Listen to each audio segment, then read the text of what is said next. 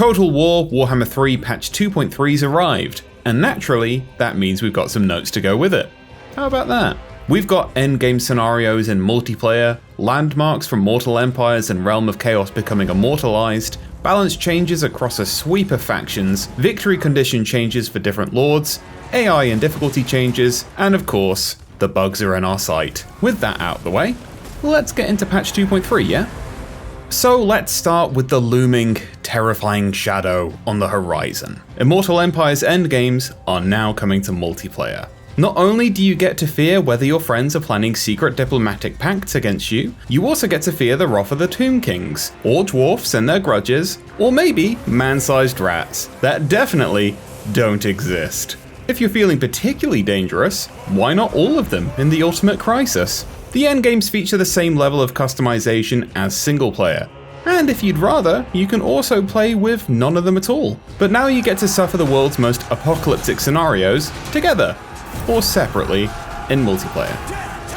Pulling the timeline back from the endgames of potential annihilation, we've brought landmarks and 10-slot settlements from both Mortal Empires and the Realm of Chaos into Immortal Empires, immortalizing them, if you will. Some of the 10-slot settlements include Carrick 8 Peaks and Sartosa, becoming their spacious selves once again. Whilst for landmarks we see the return of the Royal Illyrian Stables at Torrelia for the High Elves and the ruined Oakham Stones at Conquata, just to name a few. Monogod factions are also getting landmarks near their starting locations, as well as new landmark locations for each god.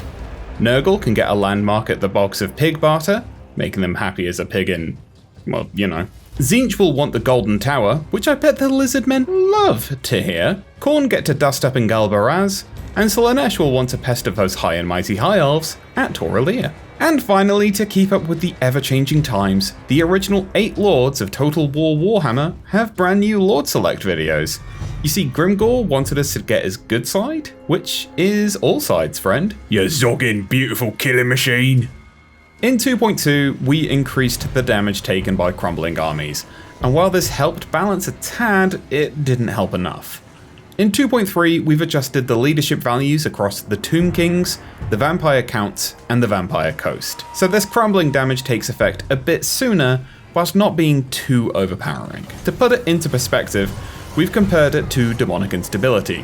When demons break, they take a lot of damage, as they're forcibly banished back into the Chaos Realms. Crumbling, meanwhile, is a slow process. The damage is low by comparison as it's a slow death, but they still need to experience that death again if the battle isn't going in their favour.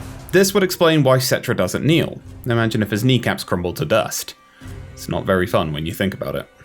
While we're talking about battles, we've got more AI changes coming to battle difficulty in 2.3. The big changes are coming to evading missiles big and small, and spells, and the target selection of ranged units. Regarding evasion, the higher the difficulty for battles, the more proactive the enemy will be in terms of avoiding ranged attacks. From simply rushing it and praying for the best on easier difficulties, to active evasion of spells, artillery, and light projectiles on harder difficulties. And regards target selection, on harder difficulties the enemy will target softer, less armoured targets first, and on easier difficulties they'll simply target whoever comes into range first. On the campaign map, the AI is now more likely to accept a peace treaty from the player when they're far away. If you've got vassals around the world, whenever you declare wars, they'll now join in the war effort with you.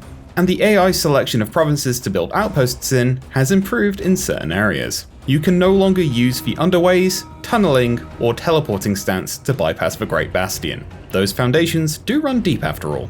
And lastly, over in the Empire, the Elector counts have had more fixes and have become more talkative, ensuring that Elector events now work.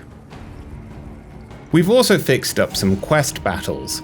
The Sunfang quest for Tyrion had an issue with the enemy armies just not spawning, causing the battle to time out. They're now on the field and ready to fight. Drych's Codil Unchained quest also had a few issues, namely with indestructible structures that, naturally, Drycha hates. We hated that too, so that's been fixed. Norska's monster hunts have also been fixed, meaning you can finally get down to hunting down some beasts and dedicating your victories to the god of your fancy, or just enjoying hunting a big old monster. And now, let's hit on some changes to victory conditions for certain armies. Starting in the frozen oblasts of Kislev, Katerin and Kastalton still aren't agreeing on much. But something both parties can agree on is the Festus issue. In that Festus is, well, he's right there, on the Kislevian border. As such, the removal of the Leech Lord himself has been added to both the Great Orthodoxies and the Ice Court's long victory conditions. As for Boris and his expedition, the war host of the Apocalypse is no longer a long victory objective, and is now exclusively a short victory goal, so he'd best get to culling the herd. In the vast Nehekaran deserts, Cetra's sights for short-term victory have changed. He's no longer interested in dealing with the High Queen Khalida, and instead cares about removing the Sigmarite dogma of Volkmar the Grim. Only one person in the vicinity can have "the" as a middle name, and we'll deal with Arkan and the others later. And with the big lads over in the Ogre Kingdoms, we've added 2 more settlements to their long victory, but these can now be held by vassals and allies. So now your boys can focus on what's best, like eating and fighting, as opposed to what they'd be doing in a city, which, well, I imagine it's still eating and fighting, but camping's more fun. So that's a quick look at some of the changes with patch 2.3 for Total War Warhammer 3. There's quite a few more changes, like more adjustments to Grand Cathay, the Skaven, and for my fellow Druchii friends, we're still tinkering with the slave mechanics. So if you've got any feedback, as always, we'd love to hear from you in the comments and our official channels. And speaking of what's coming next, we dropped a State of the Game post last month, and we heard your questions, and as such we'll be doing a new State of the Game before the holidays. So get out there, check out the changes, and as we said before, let us know how you feel about them in the comments.